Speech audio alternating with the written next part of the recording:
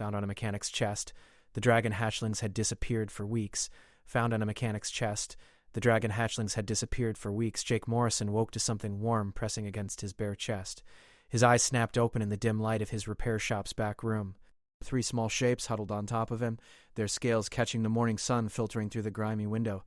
Dragon hatchlings, real ones. His hand froze halfway to his sidearm. The creatures were no bigger than house cats, their wings folded tight against scaled bodies that shimmered blue and gold. One lifted its head and chirped at him. The sound was oddly musical, like wind chimes in a storm. Jake had heard the news broadcasts. Every human colony in the Andromeda sector had been searching for these things for 3 weeks. The Draconer Empire wanted them back badly enough to threaten war. Bad enough to send warships to human space for the first time in 50 years. And here they were, sleeping on a grease-stained mechanic in a nowhere station orbiting a gas giant. He sat up slowly. The hatchlings adjusted their position but didn't leave. One of them made a contented sound and nuzzled against his ribs. Jake ran his hand through his hair, feeling 3 days of stubble on his jaw. This was bad. This was really bad. The Draconer were an old race, proud and dangerous. They'd been flying between stars when humans were still figuring out fire. Their dragons weren't pets or beasts of burden. They were partners, bonded to Draconer warriors from hatching. Losing 3 of them was like losing royalty, maybe worse. Jake's communicator buzzed on the workbench. He ignored it. It buzzed again. Probably Linda Chen from the station authority, wondering why he hadn't opened his shop yet. He had a dozen repair jobs waiting, including a critical thruster assembly for a mining vessel. None of that mattered now. One hatchling stretched its wings, and Jake saw the reason they'd been missing. Burn marks scored its side, already healing, but still visible. Someone had hurt them. Someone had taken them and hurt them, and they'd escaped. Now they'd found him. He thought about his options. Turn them in and face Draconer gratitude, which might mean anything from a reward to an execution for daring to touch them. Keep them hidden and risk getting caught, which would definitely mean execution. Or figure out who hurt them and why, which was the stupidest option of all. The hatchlings looked up at him with eyes that seemed far too intelligent for animals. One of them placed a small clawed foot on his hand. Jake felt warmth spread from the contact, a sensation that went deeper than heat. It felt like trust. He was going to do the stupid thing. He always did. Jake stood carefully, letting the hatchlings climb onto his shoulders. They balanced there like they'd done it 1,000 times. He pulled on yesterday's shirt and grabbed his tool belt. If someone had stolen and tortured baby dragons, they were probably still on the station, and if they were still on the station, they'd left evidence. Morrison's repair shop had been his life for 5 years, ever since he'd left the Colonial Marines. He knew every bolt and wire on this station, knew every person who passed through. He also knew how to find things people didn't want found. Jake moved through the station's maintenance corridors with the hatchlings riding his shoulders like trained falcons. They seemed to understand the need for stealth, staying quiet except for occasional chirps that sounded almost like words. He'd served on 3 different stations during his military days, and they all had the same basic layout: the official passages where people lived and worked, and the hidden spaces where station systems ran, and where people went when they didn't want to be seen. The maintenance tubes were Jake's domain. He'd repaired half the systems on Delta Station over the past 5 years. He knew shortcuts nobody else remembered existed. The hatchlings were surprisingly light, despite their solid appearance. Their claws gripped his shoulders without piercing his shirt, careful in a way that suggested intelligence beyond simple animal instinct. The largest one, with scales that shimmered more gold than blue, kept scanning ahead as they moved, acting as a scout. The other 2 watched their flanks. He was looking for a specific kind of hiding place. Whoever had taken the hatchlings needed somewhere isolated, somewhere with power for containment fields, and somewhere the screams wouldn't carry. That narrowed it down to about 20 locations on Delta Station. Jake had a mental map of every one: abandoned storage bays, decommissioned laboratory spaces, sections of the station that had been sealed after accidents or budget cuts, places where station authority rarely checked. The first hatchling chirped and pointed its snout down a side corridor. Jake followed the gesture. The creature's nostrils flared, and it made an angry hissing sound. They were onto something. The air here smelled wrong. Sterile, chemical, like a hospital mixed with something industrial. The passage led to an abandoned cargo bay that had been sealed off after a decompression accident 2 years back. Jake remembered fixing the hull breach. He also remembered the bay had been left pressurized and powered. Someone had kept the utilities active even after the official closure. He'd wondered about that at the time, but hadn't pursued it. Not his business. Now he wished he had. Jake pulled out his bypass key, a little piece of tech he wasn't supposed to have. Military surplus, like most of his best tools. The door groaned open, revealing darkness beyond. The hatchlings tensed. The largest one growled, a sound far too big for its small body. Inside, he found the evidence. Cages made from military-grade energy barriers. Medical equipment stained with blood that glowed faintly purple in the dim light. Dragon blood. Draconer blood was red. These hatchlings bled purple. Jake had learned that from a documentary. He'd found it fascinating at the time. Now it just made him sick. Someone had been running experiments, systematic ones. The equipment was expensive. Top of the line. This wasn't some amateur operation. This was funded. Professional, which meant it went high up the chain of command. Jake photographed everything with his wrist unit. The hatchlings jumped down from his shoulders and explored the room, their movements agitated. They recognized this place. This was where they'd been held. Where they'd been hurt. One of them stood in front of a particular cage and keened, a sound of pure grief. Jake's jaw tightened. There had been more than 3 hatchlings. The others hadn't made it. He was about to leave when he heard footsteps. Multiple people moving fast. Jake killed his light and pressed against the wall. The hatchlings went silent and still, their predator instincts kicking in despite their young age. They melted into shadows like they'd been doing it their whole lives. 3 figures entered the bay. They wore station security uniforms, but Jake recognized the walk. Mercenaries. He'd served with enough of them during his Marine days. The kind who hired out to corporations or governments for jobs that needed to stay off the books. The kind who didn't ask questions as long as the credits cleared. The lead figure was a woman, tall and heavily armed. She carried herself like someone who'd seen real combat. Military training. Probably special forces. But companions were cut from the same cloth. One man had a scar across his throat that made his voice rough when he spoke. The other was younger, maybe mid-20s, but his eyes were old. "Told you I heard something," the woman said. Her voice was flat, professional. "Could be our little experiments came back home." "Doesn't matter," the scarred man replied. "We got what we needed. The data's already en route to the buyer. Boss says we clean this place and disappear. No evidence means nobody can prove anything happened here." The third merc pulled out an incendiary charge. Jake recognized the model. Military issue. Hot enough to melt steel and vaporize organic matter. It would turn this entire bay into a crematorium. Burn it all. No evidence, no problem. We'll be off station before anyone notices the fire. Jake's hand went to the plasma cutter on his belt. Not much of a weapon, but he'd modified it. Boosted the output. Narrowed the beam. It could cut through armor plating in the right hands. The hatchlings tensed, ready to move. He could take them. 3 on 4 if the hatchlings helped. Bad odds, especially against trained mercs, but he'd survived worse. The key would be speed. Hit hard and fast before they could coordinate. Then his communicator vibrated. Not a call, an alert. Station-wide emergency broadcast. He risked a glance at the screen and felt his blood go cold. A Draconer warship had just entered the system. They were demanding the return of their hatchlings. They'd given Delta Station 6 hours to comply, or they'd start shooting. The message included weapon specifications. The Draconier ship outgunned the station by a factor of 10. If they opened fire, thousands of people would die. The mercs saw the same alert. The woman cursed. "We need to move now. If those lizards start scanning, they'll find the genetic traces we left behind. Every sample we took. Every test we ran. We'll be dead before we can spend our credits." They set the charge timer and left at a run. Jake had maybe 2 minutes before the entire bay went up in flames hot enough to melt steel. He grabbed the hatchlings and ran for the exit, but the door had sealed behind the mercs. Emergency lockdown. Someone had activated it remotely. The whole section was about to become a crematorium, and they were locked inside. The largest hatchling jumped from his arms and pressed its nose against the door, and its scales started to glow, a deep red that grew brighter by the second. The metal began to soften. Jake understood. Dragons breathed fire. Even babies could melt through a door given time they didn't have. The charge timer showed 90 seconds. Jake added his plasma cutter to the effort, burning through the locking mechanism while the hatchling worked on the door itself. Other 2 kept watch, their heads swiveling toward every sound. Behind them, the incendiary charge counted down. Sparks flew from the lock. The hatchling pushed harder, its whole body glowing now. 80 seconds. 70. The door gave way.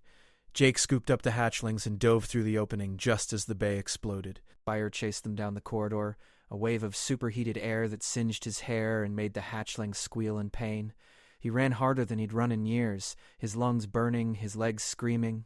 The heat was intense. He could feel his skin blistering. The hatchlings buried their faces in his shirt, protecting their eyes. They made it to a service junction, and Jake slammed the emergency seal. The blast door dropped, cutting off the flames. The metal glowed red for a moment before the cooling systems kicked in. Jake collapsed against the wall, gasping. His throat felt raw. His arms were covered in burns. The hatchlings climbed onto him again, checking him for injuries with their noses and small claws. One of them licked a burn on his arm. The pain faded almost instantly. Some kind of healing property in their saliva. Dragon magic. Real magic. Jake looked at his wrist unit. 5 hours and 40 minutes until the Draconier started shooting. He needed to find those mercs. He needed to find out who they were working for. And he needed to figure out how to stop a war. No pressure. The hatchlings chirped in unison, a sound that reminded him of soldiers rallying before a fight. They weren't scared. They were angry. Someone had killed their siblings. Someone was going to pay. They looked at Jake with absolute trust. They believed he could fix this. He wished he shared their confidence. Jake pulled himself to his feet. His legs felt shaky. The adrenaline was wearing off, and the pain was setting in. But there wasn't time for that. All right, kids, let's go ruin somebody's day. He accessed the station's security network using his old military codes. They should have been deactivated years ago when he mustered out, but station administrators were lazy. Security was expensive. It was easier to leave old access active than to properly scrub the system. Jake had never mentioned it. You never knew when you might need a back door. The system let him in. He pulled up camera feeds, looking for 3 people in security uniforms moving fast through the lower levels. Found them near the docking bays. They were heading for a ship. Bay 7. A fast courier, unmarked, probably stolen or purchased through shell companies. The kind of vessel that didn't ask questions and didn't file proper flight plans. Jake knew a shortcut. The maintenance tubes weren't designed for human passage, but he'd used them before. He was thin enough to squeeze through. The hatchlings would have no problem. He climbed into the access hatch with the dragons following close behind. The tubes were dark, cramped, and filled with the hum of station machinery. The vibration of power conduits and life support. The beating heart of Delta Station. Perfect cover. Nobody would hear them coming. They emerged in the docking control room. Empty, as usual. Most ships handled their own departure protocols. The control room was only manned during emergencies. Jake locked the door behind him and accessed the bay controls. He found the Mercs' ship.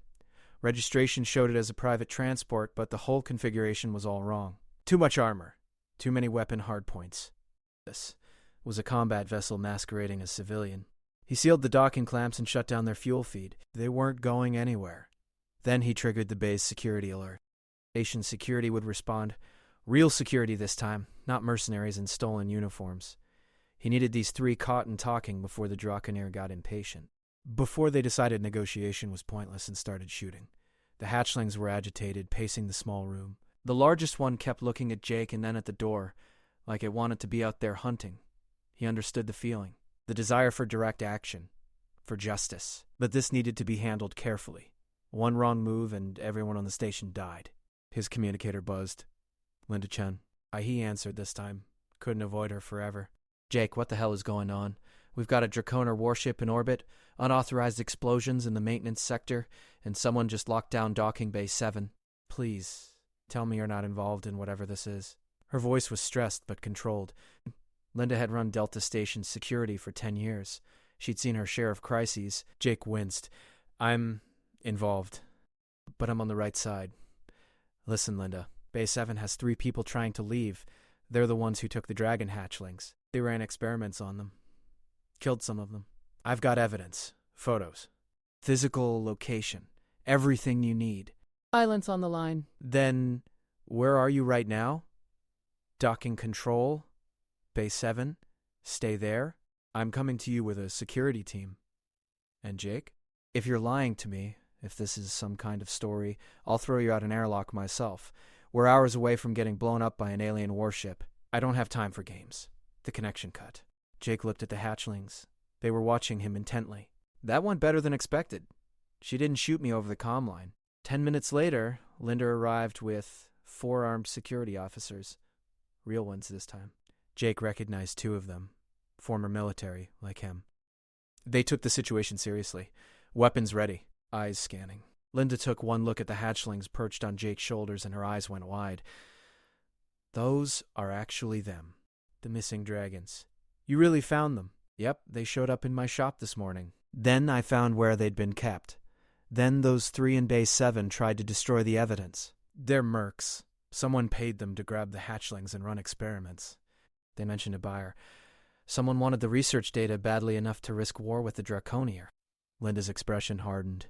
She was a small woman, barely 5 feet tall, but she'd run Delta Station's security through pirate raids, corporate espionage, and 2 attempted coups. Nobody messed with her twice. Show me the evidence. Jake transferred the photos from his wrist unit to her datapad.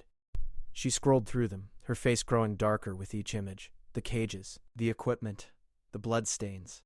The documentation scattered around the lab. This is bad. This is really, really bad. If the Draconers see this, they'll think we sanctioned it. That human government authorized torture of their young. They need to see it, Jake interrupted. They need to know we didn't sanction this. That humans on this station caught the people responsible. It's the only way we avoid getting blown up. We show them we're on their side. That we're hunting the same people they are?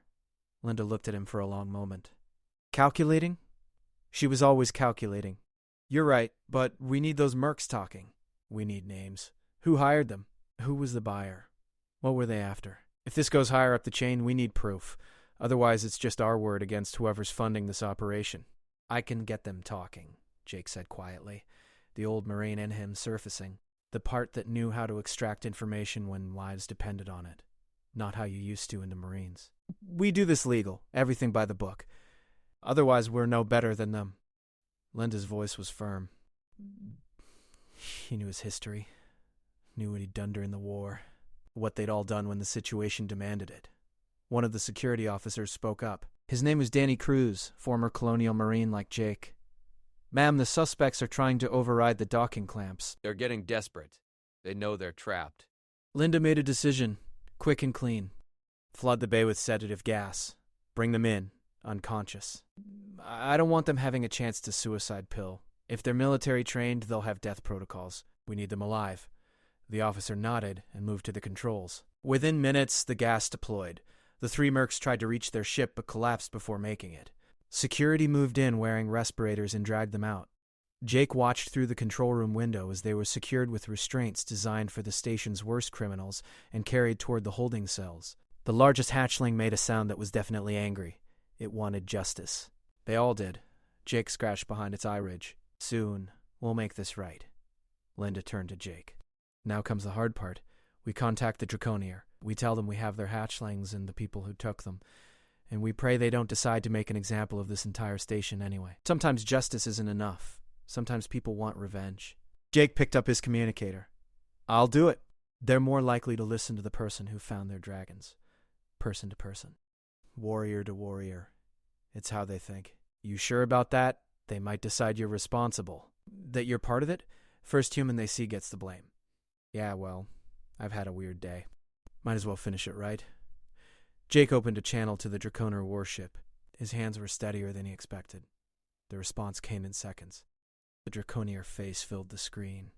Scaled and fierce, with eyes that glowed like embers. The translator software kicked in immediately, making the alien's words understandable but keeping the tone. Anger. Barely controlled rage. I am Commander Vexthor of the warship Ember's Wrath.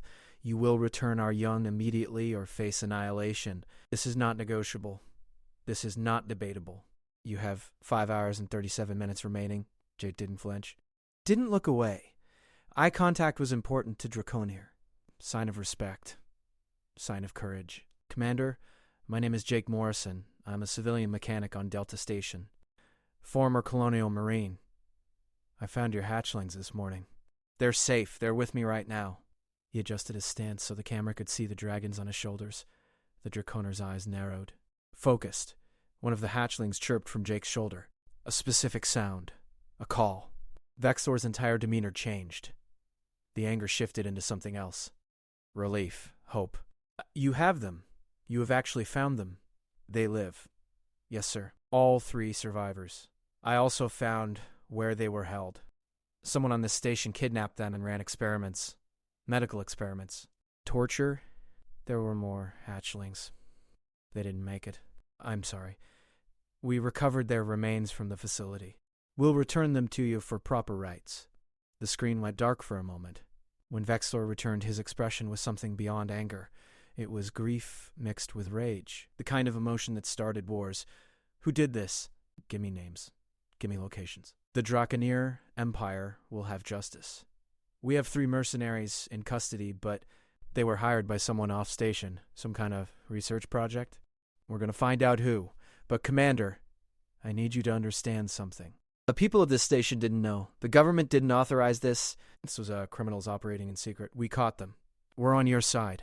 We want justice as much as you do. Vexor stared at him for a long time.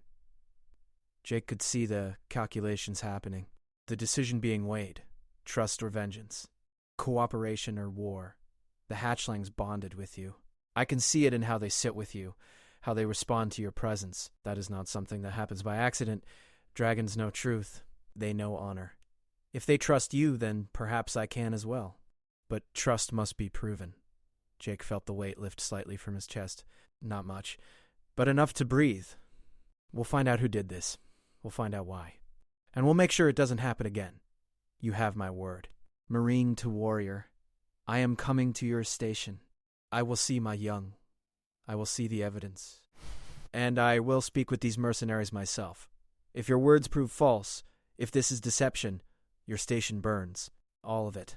No survivors. The connection ended. Linda let out a breath she'd been holding. Well, we're not dead yet. That's something. But he's coming here. We have maybe an hour to get everything ready. To make sure our story holds up.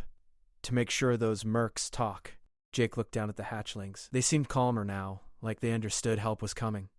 The largest one nuzzled against his neck. He scratched behind its eye ridge, and it made a purring sound. Dragons purred. Who knew? Now we make those mercs talk, Jake said. Before Vexor gets here and decides to do it his way, which probably involves fire and screaming. They moved to the holding cells deep in the station's security section. The 3 mercenaries were awake now, secured to chairs with restraints designed for the station's worst criminals. It wasn't a nice smile. It was the smile of someone who knew something you didn't. Someone who thought they held the winning hand. You're the mechanic. Morrison, right? You should have stayed in your shop. Fixed your engines, kept your head down. This is bigger than you think. Bigger than this station. You're in over your head. Jake pulled up a chair and sat down backwards, arms crossed over the back. The hatchling stayed on his shoulders, watching the prisoners with predator eyes. Cold. Calculating. Tell me about your employer. The woman laughed. It was a harsh sound. No humor in it. And why would I do that? We're dead anyway. As soon as that Draconer ship gets here, they'll execute us. Probably burn us alive. We've got nothing to gain by talking, nothing to lose by staying quiet.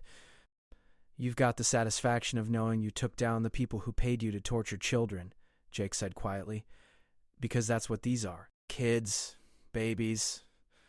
And you hurt them. You killed their siblings. For money, for research, for power. That's what you are. Not soldiers, not warriors, just mercenaries who tortured children for credits. The man with the scarred throat spoke. His voice was rough, damaged. It wasn't personal. Just a job. We've all done worse. You too, Marine. Don't pretend you're clean. War makes monsters of everyone. Who hired you? Jake's voice was flat, empty. The voice he'd used during interrogations back in the war. The voice that said he was done asking nicely. Silence. The 3 mercs exchanged glances. Some kind of protocol. Some kind of agreement between them. Stay quiet. Protect the employer. Standard operating procedure for Black Ops work. Linda stepped forward. Let me explain your situation. The Draconia are coming. They're going to want justice. Now we can hand you over and let them handle it their way, which probably involves fire and a lot of screaming. Dragon fire burns hotter than anything we've got. You'll be alive for most of it. Or we can make a deal. You give us everything you know, and we try to negotiate for your lives. Draconia prison instead of Draconia execution. Not great, but better than burning. Better than dying. You've got maybe 30 minutes to decide. The 3rd merc, younger than the others, cracked first. His hands were shaking. Fear. Real fear. The kind that came from knowing death was close. It was a research facility. Off the books. Government funded, but they don't admit it exists. Black budget. Hidden from oversight. They're called the Genesis Project. They want to figure out how dragon bonding works. The biological mechanism. A psychological component. If humans could bond with dragons, we'd be equals with the Draconeer. Maybe better. The military applications alone would be worth trillions. Imagine human pilots bonded with dragons. Flying combat missions. Perfect coordination. No communication lag. Where? Jake demanded. Where is this facility? I don't know. We were just the snatch team. We took the hatchlings during the diplomatic transport, hit them in neutral space, made it look like pirates. Random violence, bad luck. Delivered them to a rendezvous point in the asteroid belt. Never saw the main facility. That's how these things work. Compartmentalized. Nobody knows the full picture except the people at the top. Jake leaned back.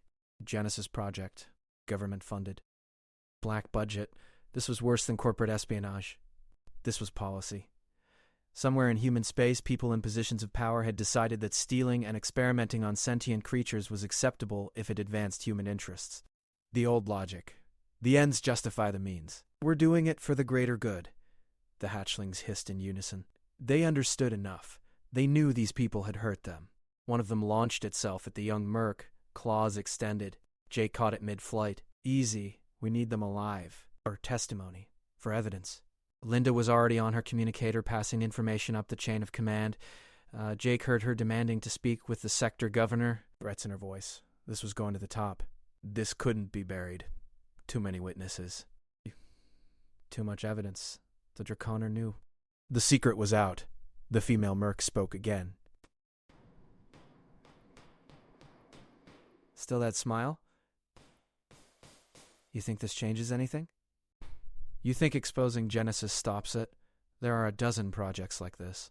Research into alien biology, ways to gain advantage. Humanity is behind. We're playing catch-up. The Draconer have had space travel for thousands of years. The Krill have weapons we can't match. The Vexian have technology that looks like magic.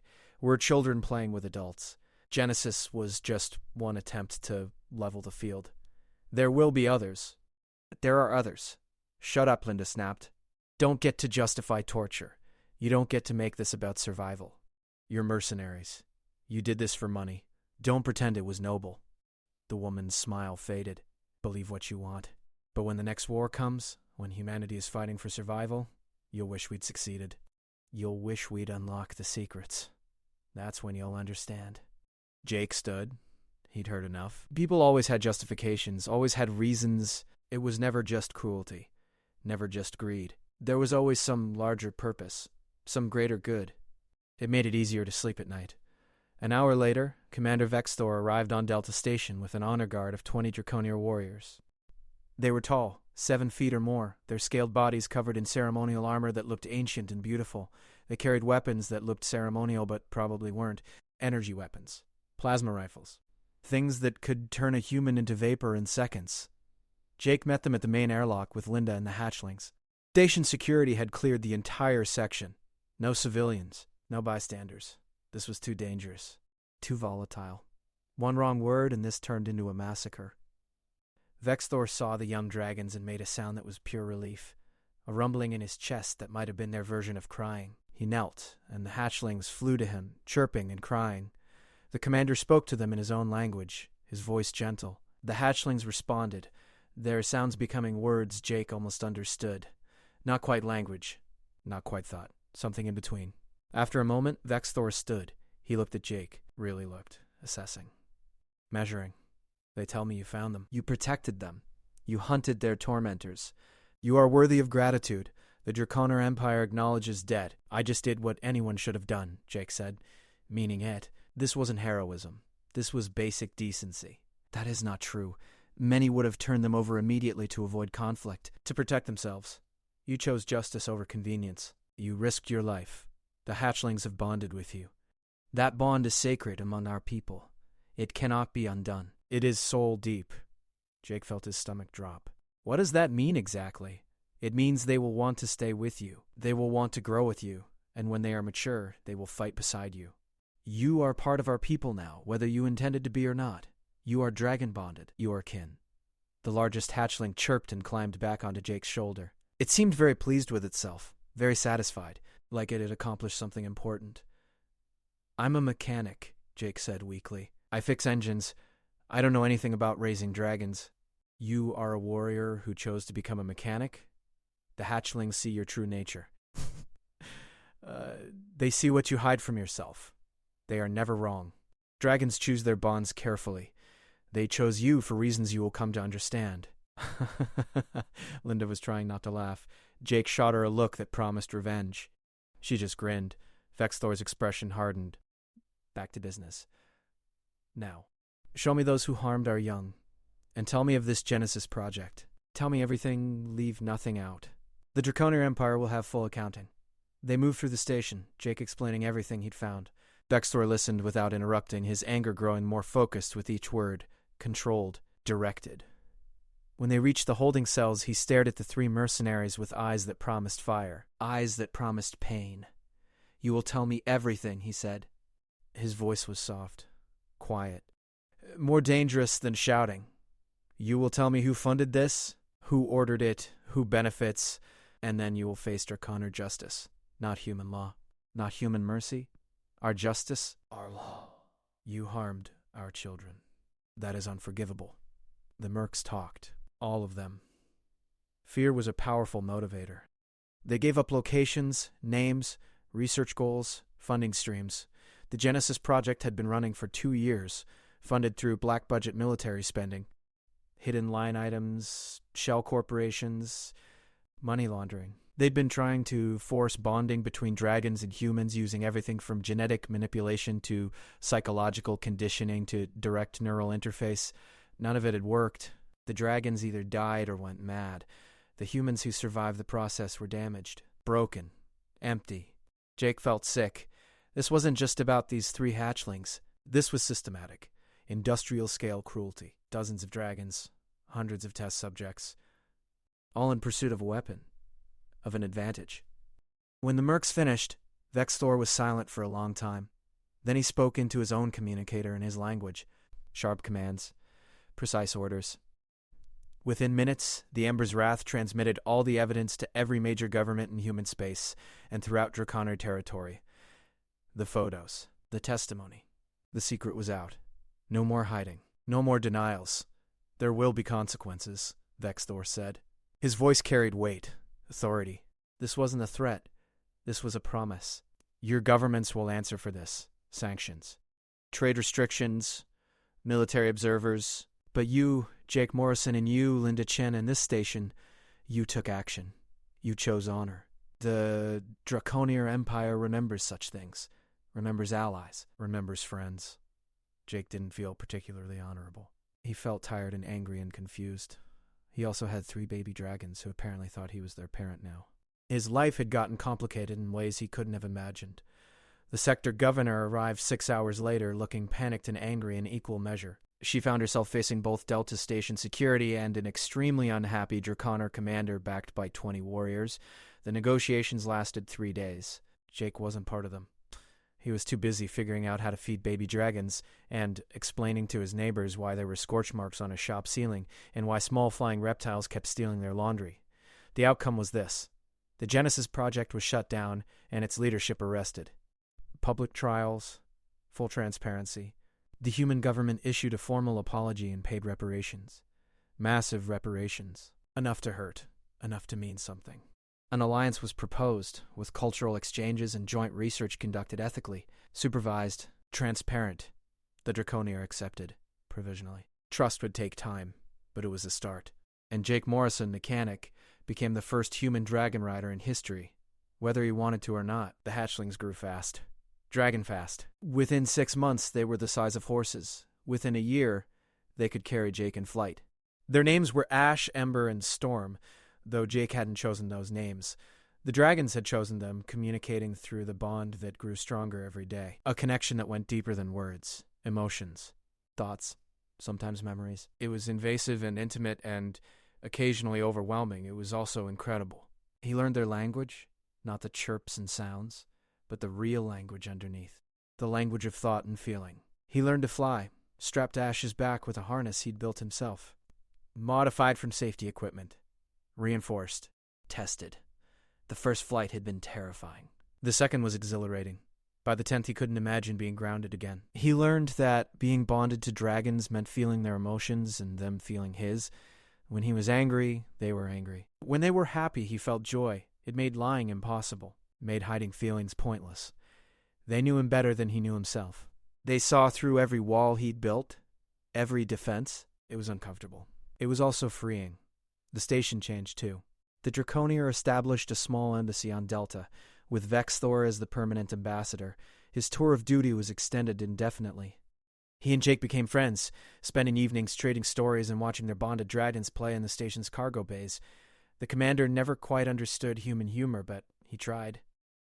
Jake appreciated the effort. More humans and Draconer mixed than ever before. Trade increased. Cultural barriers began to fall. It wasn't perfect. There were misunderstandings, conflicts, prejudices on both sides. But it was progress. Real progress. The kind that took decades to build. Jake still ran his repair shop, though now he had help. 3 dragons were surprisingly good at heavy lifting and precision welding when properly trained. They also made excellent security. Nobody tried to rob Morrison's shop anymore, not after the first idiot tried and ended up with singed eyebrows and a profound respect for dragon-sized teeth. Linda visited often, usually with some new problem that needed solving. Some crisis that required a mechanic with dragon backup. "You know," she said one day, watching Jake work on a thruster assembly while Ash held the parts steady with her claws, "you could have just turned them in that first day, avoided all of this, avoided the complications." Jake tightened a bolt and shrugged.